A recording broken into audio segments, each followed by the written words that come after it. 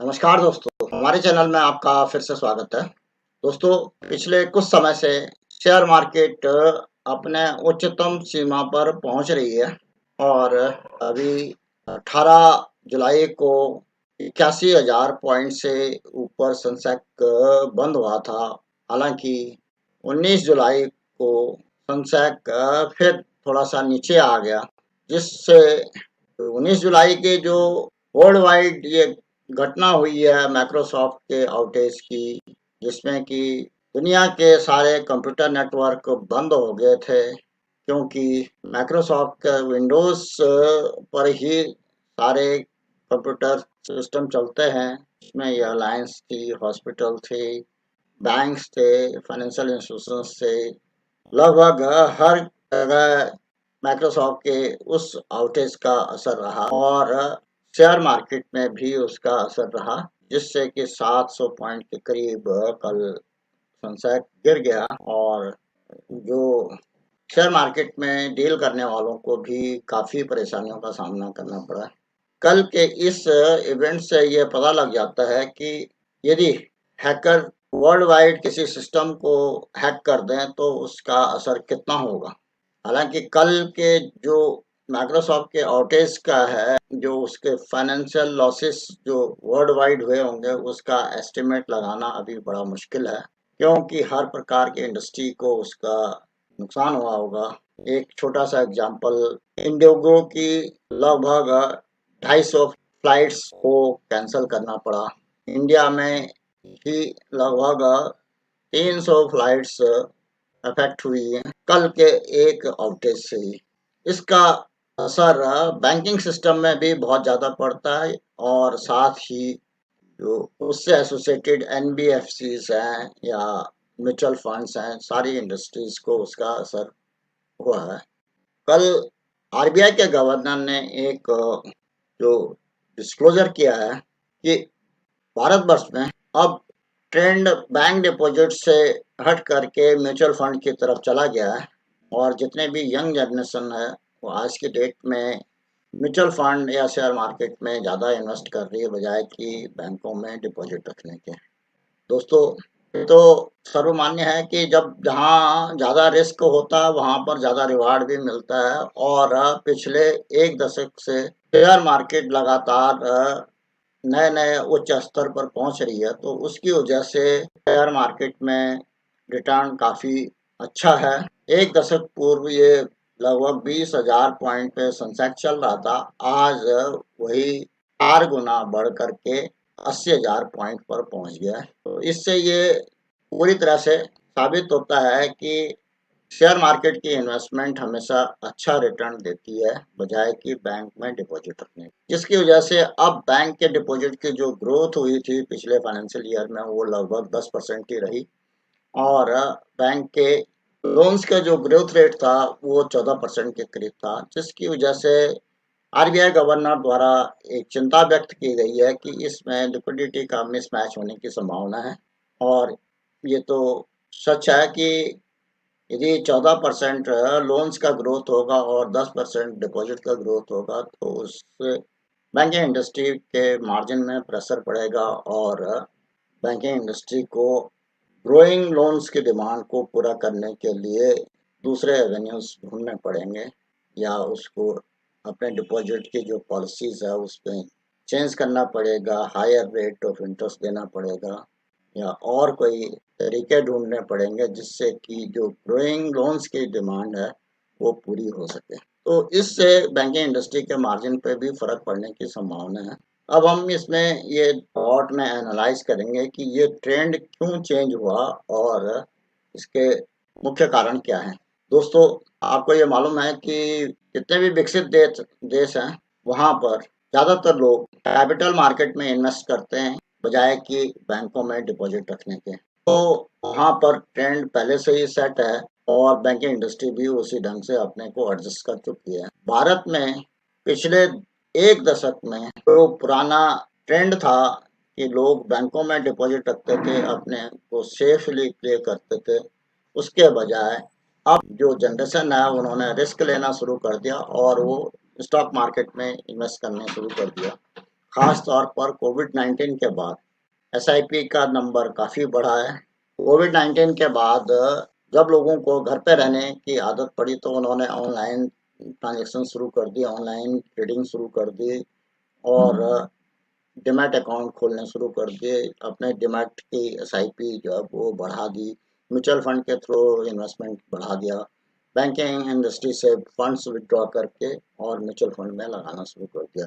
इस बात को आरबीआई गवर्नर द्वारा भी कन्फर्म कर दिया गया है कि ज़्यादातर बैंक डिपॉजिट अब लोग शिफ्ट करके म्यूचुअल फंड में लगा रहे हैं। लेकिन इससे भी जो खतरनाक ट्रेंड जो सामने आ रहा है वो है कि बैंक डिपॉजिट से विड्रॉ करके न केवल कैपिटल मार्केट में इन्वेस्टमेंट हो रही है, बल्कि ये fund young generation excessive risk लेकर के स्पेकुलेशन पर्पस के लिए इसको इस्तेमाल कर रहे हैं और ये स्पेकुलेशन खास तौर पर एफ एंड ओ सेगमेंट में हो रही है। और एफ एंड ओ सेगमेंट का जैसे कि आपको मालूम है कि 10 में से 9% लोग नुकसान उठाते हैं, केवल एक ही आदमी को लाभ होता है, क्योंकि सेबी के चेयरपर्सन ने अभी कंफर्म किया है। एक किसी प्रोग्राम में वो पार्टिसिपेट कर रहे थे, वहाँ पे उन्होंने अपने डिस्कशन में उसको कहा है कि इंडिविजुअल्स जो भी एफ एंड ओ में इन्वेस्ट करते हैं उन 10 में से 9 लोग नुकसान ही उठाते हैं। तो जो ये इंडिविजुअल्स का जो लॉस होता है स्पेकुलेशन से, उसकी भरपाई करना बड़ा मुश्किल हो जाता है और उससे कई बार तो उनकी इन्वेस्टमेंट हैबिट्स भी ख़त्म हो जाती हैं और वो मार्केट से हट जाते हैं और ऐसी स्थिति में जो उनका इस इन्वेस्टमेंट हैबिट्स थी या उनका इन्वेस्टमेंट डिसिप्लिन था वो भी खत्म हो जाता। तो जो ये स्पेकुलेशन की तरफ इन्वेस्टमेंट का जो ट्रेंड चल रहा है ये काफ़ी खतरनाक है। वो कैपिटल मार्केट के लिए भी हेल्दी नहीं है और ना ही इंडिविजुअल के लिए। तो इसमें सेबी के चेयरपर्सन ने सजेशंस दिया है कि एफ एंड ओ का जो इन्वेस्टमेंट किया जाए वो भी म्यूचुअल फंड के रूट से ही किया जाए। तो उसमें जो ऑर्गेनाइज्ड म्यूचुअल फंड है, जो अपने सिस्टमैटिक ढंग से ज़्यादा रेगुलेटेड हैं, ज़्यादा डिसिप्लिन में काम करते हैं, तो उनसे इंडिविजुअल इन्वेस्टर्स को कम नुकसान होगा क्योंकि वो प्रोफेशनल मैनर में इन्वेस्टमेंट करेंगे। और मेरा भी ये मानना है कि म्यूचुअल फंड का रूट ज़्यादा सिक्योर्ड है, ज़्यादा इन्वेस्टर्स के फ़ायदेमंद है। जब कभी भी कोई नया इन्वेस्टर मार्केट में इन्वेस्ट करना चाहता है तो वो सबसे पहले म्यूचुअल फंड के रूट से ही इन्वेस्ट करे, बजाय कि डायरेक्ट मार्केट में इन्वेस्टमेंट के। यदि डायरेक्ट मार्केट में इन्वेस्टमेंट भी करता है तो मार्केट का ट्रेंड उसको सही ढंग से पता होना चाहिए और जो मार्केट में एंट्री का पॉइंट है उसको भी ज़रा ध्यान में रखना पड़ेगा। हालाँकि आज की डेट में जो टॉप 81,000 के पॉइंट पर से के आसपास सनसेट चल रहा है, वहाँ पर भी काफ़ी जो इन्वेस्टर्स और काफ़ी जो लोग हैं वो इन्वेस्ट करने के लिए आतुर हैं और एसआईपी का जो लेवल है वो अभी वही है जो कि लगभग आज की डेट में 40,000 लाख करोड़ के करीब चल रहा है पर मंथ का। तो वो ट्रेंड जो चल रहा है उसका ये वो ये इंडिकेट करता है कि इन्वेस्टर्स का शेयर मार्केट में काफ़ी ज़्यादा फेथ है और काफ़ी ऑप्टिमिस्टिक है वो शेयर मार्केट के बारे में, इसलिए वो रेगुलर अपना इन्वेस्टमेंट कर रहे हैं। लेकिन दोस्तों इसमें जो 1-2 कॉशन की बातें ये हैं कि अब धीरे-धीरे चाइनीज़ मार्केट फिर से इन्वेस्टमेंट लायक हो रही है और अमेरिकन्स उस तरफ अब अपनी पॉलिसी चेंज करेंगे।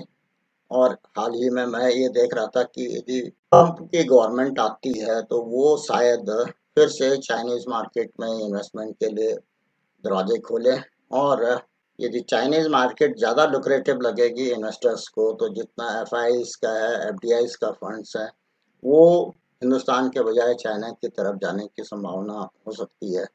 ऐसी स्थिति में यदि एफडीआई या एफआईज हिंदुस्तान के मार्केट से फंड्स विड्रॉ करते हैं तो उस स्टेज में जो रिटेल इन्वेस्टर्स हैं वो इस हाईएस्ट मार्केट के इसमें ट्रैप में फंस जाएंगे और जब मार्केट का जो नेक्स्ट जो साइकिल होगा रिकवरी का, रिवाइवल का, तो उसमें फिर वापस आने में कुछ समय लग सकता है। लेकिन ये केवल अभी इस एक अटकल है। अभी मार्केट क्या किस ओर जाएगी ये कहना अभी बड़ा मुश्किल है। दूसरी तरफ ये भी है कि Modi government third time I है और ये पॉलिसीज स्टेबल रहेंगी, जो उन्होंने इनिशिएटिव लिए हैं वो कंटिन्यू रहेंगे, तो अगले 5 साल तक मार्केट में स्टेबिलिटी रहने की संभावना है। इन सब चीज़ों को ध्यान में रखते हुए आज की डेट में बैंक डिपॉजिट धीरे-धीरे कम होकर के म्यूचुअल फंड और शेयर मार्केट में इंडिविजुअल इन्वेस्टर्स इन्वेस्ट कर रहे हैं। ख़ास तौर पे जो यंग जनरेशन है, वो अपने ऑनलाइन ही ट्रांज़ैक्शंस करते हैं और ऑनलाइन ही इन्वेस्टमेंट करती हैं। तो इसलिए जो यंग जनरेशन का जो ज़्यादा पैसा है, वो रियल एस्टेट या दूसरी तरफ लगाने के बजाय वो शेयर मार्केट में ज़्यादा लग रहा है। और एक कैपिटल मार्केट के लिए ऐसे हेल्दी ट्रेंड है, जो कि लॉन्ग टर्म में कैपिटल मार्केट को आगे बढ़ाएगी। और ये इन्वेस्टमेंट और इस ढंग से आगे बढ़ती रहेंगी, तो देश के जो इकोनॉमिक ग्रोथ है वो और आगे एक्सेलरेट होगा, आगे बढ़ेगा, ऐसी हमें उम्मीद। दोस्तों, आज के इस वीडियो में मैं इतना ही कहना चाहता था। आशा है कि इस वीडियो में दी गई जानकारी से आपको लाभ होगा, आपको पसंद भी आई होगी। अगर पसंद आई तो इसको लाइक करें और साथ ही अपने दोस्तों में शेयर भी करें। और कोई जानकारी चाहिए तो उसके लिए कमेंट अवश्य करें। फाइनेंशियल लिटरेसी से संबंधित, बैंक से संबंधित, बैंक पेंशन से संबंधित, गवर्नमेंट की स्कीम के बारे में, शेयर मार्केट के बारे में या साइबर अवेयरनेस के बारे में जानने के लिए इस चैनल को सब्सक्राइब करें, अगर आपने अभी तक सब्सक्राइब नहीं किया। नए-नए वीडियो के जल्द नोटिफिकेशन के लिए बेल आइकन दबाना ना भूलें। वीडियो को अंत तक देखने के लिए धन्यवाद। जय हिंद, वंदे मातरम।